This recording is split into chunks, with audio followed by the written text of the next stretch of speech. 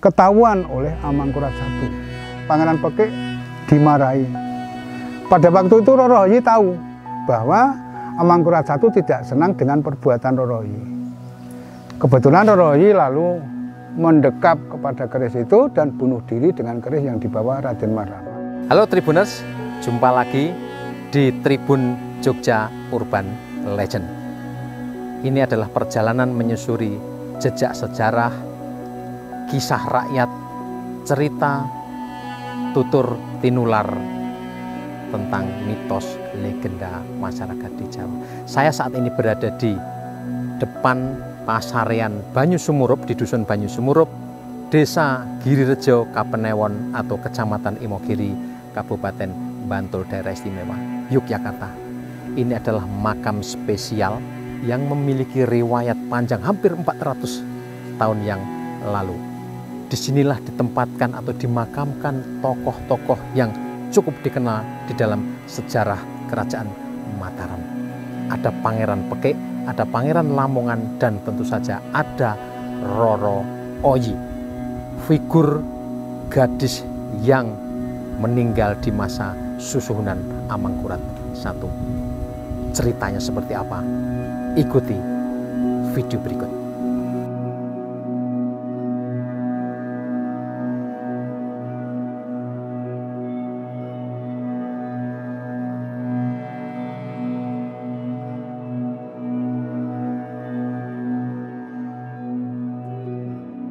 Makam Banyu Sumurup adalah makam yang dikhususkan konon untuk para penentang atau yang orang-orang yang dianggap membangkang terhadap kekuasaan di Mataram masa susunan Amangkurat I. Tetapi versi cerita tentang siapa yang dimakamkan di Banyu Sumurup ini ada bermacam-macam. Ya, yang pertama ada yang menyebutkan Pangeran Pekik dan keluarganya serta para pendereknya atau pengikutnya itu dimakamkan bersamaan dengan meninggalnya Roro Oyi. Tetapi versi sejarah yang disusun oleh Haji De Grap menyebutkan bahwa Pangeran Pekik ini sudah lebih dulu meninggal dunia ketimbang Roro Oyi. Jadi ini ada dua versi yang menyebutkan bahwa Pangeran Pekik dimakamkan bersamaan dengan kematian Roro Oyi. Tetapi versi lain sejarah mengatakan bahwa Pangeran Pekik dihukum mati oleh susunan Amangkurat I jauh sebelum Roro Oyi dieksekusi mati di keraton. Nah, cerita sejarah tentang Pangeran Pekik ini erat kaitannya dengan konflik yang terjadi di Kerajaan Mataram, terutama terkait dengan konflik antara Giri dan Surabaya atau Kadipaten Surabaya. Pangeran Pekik memberi kekuasaan di Surabaya dan Giri adalah Pangeran Giri ada di Giri atau sekarang disebut sebagai Gresik. Duanya bersaing. Kemudian susuhunan Amangkurat I menerima informasi bahwa Pangeran Pekik berusaha membunuh susuhunan Amangkurat I menggunakan orang lain, dan akhirnya susuhunan Amangkurat I memanggil Pangeran Pekik dan kemudian dihukum mati dengan cara dijerat. Berikut semua keluarga dan para itu terjadi pada 1659 Masehi. Kisah tragedi Roro Oyi terjadi ketika Pangeran Adipati Anom atau putra mahkota jatuh cinta kepadanya. Sementara Roro Oyi ini sebetulnya dikehendaki oleh Sunan untuk diperistri menggantikan Ratu Malang yang sangat dicintainya. Nah, karena ketahuan oleh Raja Maka, Pangeran Anom atau putra mahkota dipanggil dan diberi pilihan apakah dia tetap ingin tahta atau ingin menikahi Roro Oyi. Karena Pangeran Anom kemudian memilih tahta, maka dia diperintahkan untuk membunuh Roro Oyi. Dan cerita singkatnya adalah Roro Oyi dihukum mati. Kemudian Pangeran Anom diusir ke Lipuro atau Lipura dalam waktu pendek. Roro Oyi kemudian dimakamkan di Banyu Sumurup atau nama lamanya Toyo Sumurup yang artinya air yang keluar di sini. Kita sekarang sudah ada di pintu di komplek pemakaman, kita akan masuk ke sana. Ikuti saya.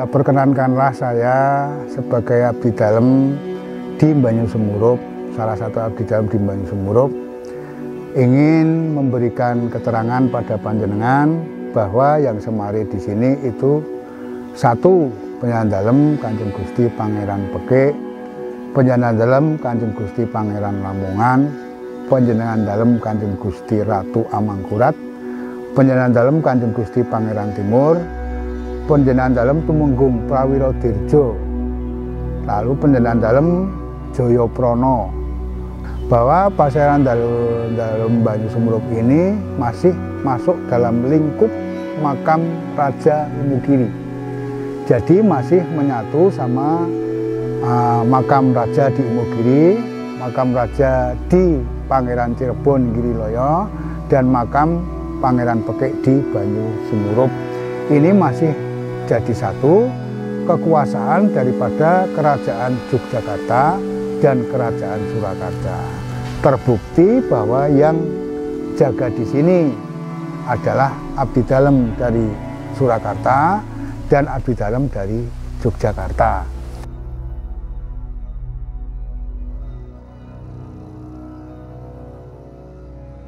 Ini ada sebuah riwayat. Yang pertama, ketika Mataram ini dipegang oleh Sultan Agung, atau kalau kami boleh tahu, kalau kami tahu Amangkurat I, itu terjadi sebuah pemberontakan di Jawa Timur, sehingga Mataram ini kewalahan untuk menaklukkan daripada gejolak Jawa Timur. Namun kebetulan sekali Mataram memandang bahwa Pangeran Pekik ini seorang yang bijaksana, seorang yang ampuh, digdaya, dan kemungkinan bisa mengalahkan daripada adipati pemberontak di Jawa Timur. Maka Pangeran Pekik ditimbali sowan kepada Mataram untuk saguh tidak untuk menaklukkan Jawa Timur. Ternyata bergandengan dengan Pangeran Lamongan dan gandengan dengan Tumenggung Prawiro Dirjo, Joyoprono, dan sekeluarga seprajuritnya, itu ternyata bisa menaklukkan adipati yang memberontak Mataram di Jawa Timur. Setelah bisa terlaksana memberontak di Jawa Timur itu, Amangkurat I mempunyai kehendak bahwa adakah di Kabupaten Jawa Timur itu seorang wanita yang kemungkinan bisa diboyong ke Mataram.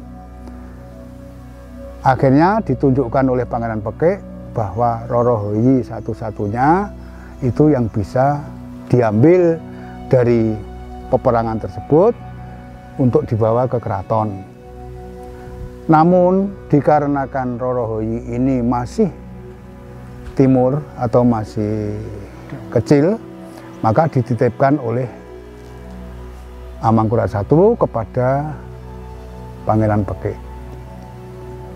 Pada suatu ketika perjalanan kehidupan Roro Hoyi, Amangkurat I ini punya putra yang namanya Kanjeng Raden Mas Rahman. Pada waktu itu Kanjeng Raden Mas Rahman punya rasa cinta kepada Roro Hoyi yang dititipkan oleh Pangeran Pekik sampai menderita sakit. Ketika menderita sakit ini, Pangeran Pekik merasa iba kepada Raden Mas Rahman. Minta kepada Roro Hoyi, tolong Roro Hoyi, silahkan datang ke Raden Mas Rahman untuk menjenguk saja, biar sakitnya itu sembuh. Pada waktu itu dilaksanakan oleh Roro Hoyi menjenguk Raden Mas Rahman, tetapi ketahuan oleh Amangkurat I. Demi ketahuan oleh Amangkurat I, Pangeran Pekik dimarahi, mempunyai disalahkan atau dianggap salah karena melanggar aturan daripada kerajaan yang dikuasai oleh Amangkurat I.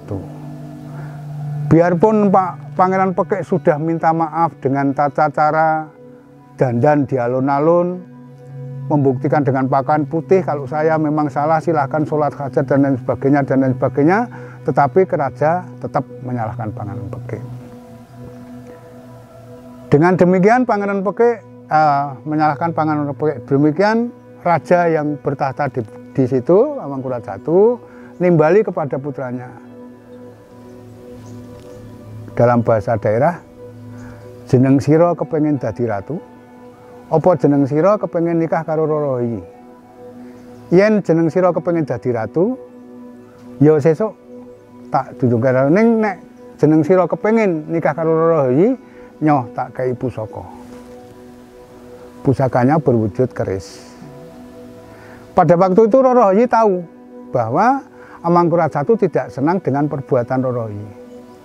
Kebetulan Rorohi lalu mendekap kepada keris itu dan bunuh diri dengan keris yang dibawa Raden Rahman, agar supaya Raden Rahman itu tetap menjadi raja. Kalau nanti ikut sama saya mungkin tidak menjadi raja. Akhirnya di situ Rorohi terbunuh oleh keris yang pusaka yang diberikan kepada Raden Rahman. Demi semua mengetahui bahwa Pangeran Pekik dan Pangeran Rombongan merasa salah dan lain sebagainya, Pangeran Pekik dan Pangeran Lamongan dan lain sebagainya itu melarikan diri dari Jawa Timur, mengadakan sebuah kumpulan di sini berseberangan. Namun hal tersebut ketahuan oleh raja, memerintahkan raja untuk ngecek kepada berdomisili daripada Pangeran Pekik sekeluarganya. Beliau dibantai keseluruhan oleh prajurit utusan daripada kerajaan dan sekaligus dimakamkan di Banyu Sumurup. Sewu. Ya. Waktu para prajurit Mataram menemukan tempat ini, ya, kemudian terjadi lelayu massal begitu Pak? Iya, ya, kira-kira demikian.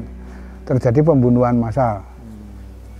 Kemudian indikasinya ya posisi-posisinya ini tidak beraturan begitu atau bagaimana? Betul, betul. Kalau ini tidak bersamaan, pasti macam batu nisannya juga beda. Kalau tidak bersamaan, pasti jaraknya juga sudah menurut apa yang beliau kersake. Terus yang berikutnya Pak tentang Raden Ronggo yang dipindahkan itu, riwayatipun bagaimana itu ya? Mengingat Raden Ronggo Prawirodirjo ini adalah orang tua dari beberapa pemuka masyarakat dan beberapa pahlawan seperti Basah Sentot Prawirodirjo dan lain sebagainya, itu kan termasuk juga keluarga daripada Prawirodirjo. Nah, dan keluarganya yang di Jawa Timur itu ada berita bahwa artinya keturunannya itu masih unggul sana, maka oleh Sinuwun Hamengkubuwono ke-9 dawuh agar supaya Tumenggung Prawirodirjo itu dipindahkan ke Jawa Timur itu. Di belakang saya ini adalah jajaran makam Pangeran Pekik, Pangeran Lamongan dan keluarga serta para pengikut. Jumlahnya kurang lebih ada 64 orang yang dimakamkan di dalam komplek makam ini, termasuk satu diantaranya adalah makam Roro Oyi yang ada di ujung depan kiri, posisinya ada di sana. Kemudian di belakang ini juga ada bekas makamnya Raden Ronggo Prawirodirjo dari Madiun. Jenazah beliau sudah dipindahkan ke Magetan pada tahun 1959 atas perintah Sri Sultan Hamengkubuwono IX. Raden Ronggo Prawirodirjo ini dihukum mati karena dituding sebagai pemberontak. Padahal dia adalah melawan kompeni. Dia dimakamkan di sini, kemudian karena jasa-jasanya itu diakui oleh negara, maka Sri Sultan Hamengkubuwono IX memerintahkan agar jenazahnya dipindahkan ke Magetan, menyatu bersama dengan istrinya yang tak lain adalah putri Sri Sultan Hamengkubuwono II. Kita akan menuju ke sana.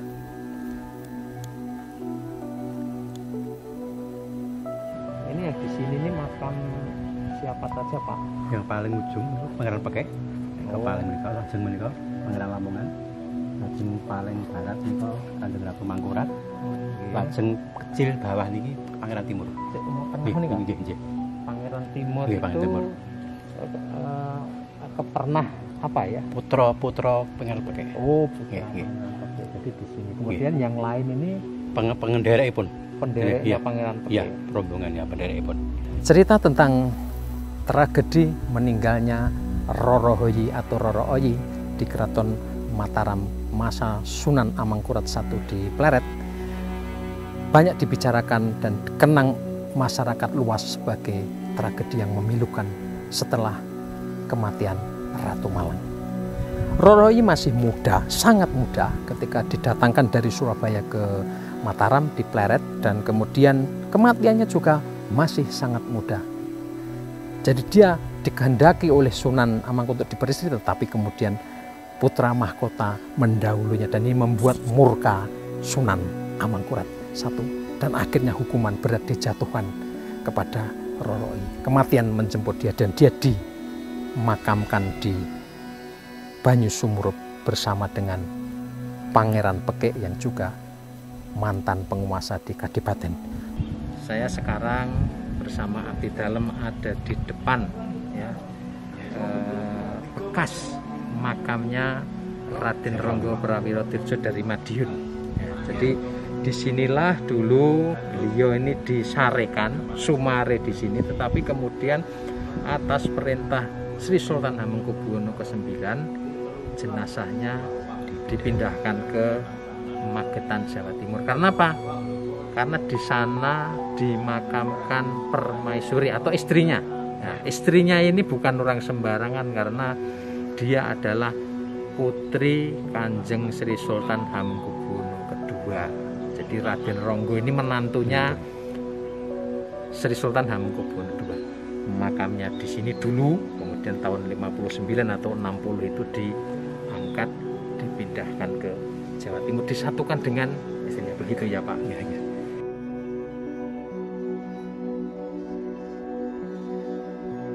Meskipun ini mimpi Ya, tidur mimpi. ya, Ya, mimpi. itu mimpinya gimana, Pak? Dulu kan pas ada orang bakul-bakul dari Beringharjo ingin tirakat di sini, pokoknya pas malam Jumat Kliwon. Nah, saya sama Mbah Pagino sama Mbah Repto disuruh menemani tidur di ini kelas ini, yang ibu-ibu tidurnya di sana. Nah, jam 4 kurang sedikit tuh seperti ada orang yang ke sini hampir saya di sebelah saya duduk, tapi nggak ada kepalanya. Terus saya dumuk, "Sapa kowe?" Ya, "Aku yo kancamu." Ngoten lho, saya teman-teman juga. Nah, terus kalau kan bareng tangi ya, Pak Gino nggak pun payah subuh kayak tangi doan. Nah, begitu langsung bangun semua. Nah, terus kalau tekon si wong mriki sing pun tak lama tadi kita apa leres, apa betul ya, sini itu ada yang dimakaman tanpa kepala. Saya betul ya ini, ternyata betul. Ya, di impian saya itu menggalnya di Alun-Alun Utara dulu katanya, di Alun-Alun Utara. Terus jasadnya punya makamnya di sini, terus kepala di Madiun, di Jawa Timur, dipisah. Terus minta disatukan, yaitu dipindah tadi. Ya. Makanya orang di sini yang di makamah ini orang menderita semua. Orang menderita semua. Nah, kalau kejadian itu pernah mendengar nggak, Pak, waktu pemindahan jasadnya Raden Ronggo itu ada kejadian aneh atau belum pernah. Hanya pas cungkupnya dibangun ada pindah di luar semua katanya. Yang cungkupnya sini, Pangeran Pekek. Oh, tadinya ada cungkupnya. Nah, katanya dulu diberi cungkup tapi esok harinya udah pindah di luar tanpa ciri. Oh, jadi kayak digeser tapi ya tanpa ciri katanya. Cungkupnya tanpa ciri, pindah di luar di sebelah utara. Ini informasi yang saya terima. Demikianlah Tribuners dimanapun Anda berada. Inilah cerita menyedihkan yang datang di Pasarian Banyu Sumurup. Ini adalah pemakaman orang-orang yang dalam tanda kutip dibuang dari keraton karena dianggap melawan raja pada masanya. Konflik terjadi di setiap zaman. Sampai jumpa di Urban Legend